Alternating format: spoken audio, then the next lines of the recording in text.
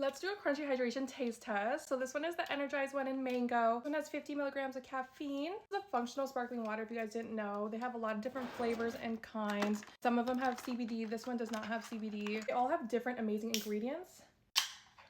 Cheers. It's definitely kind of like a flavored sparkling water. You can taste a hint of mango.